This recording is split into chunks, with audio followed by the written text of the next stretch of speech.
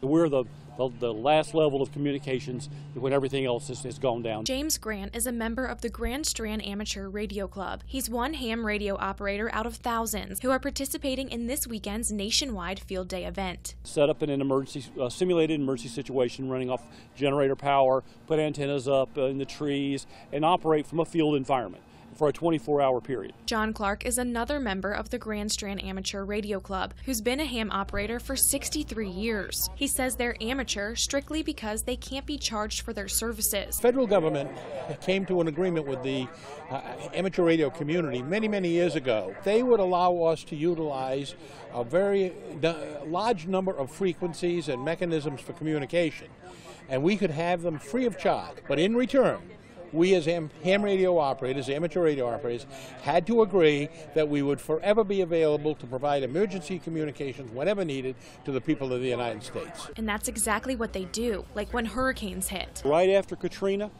all communications along the Gulf Coast was gone.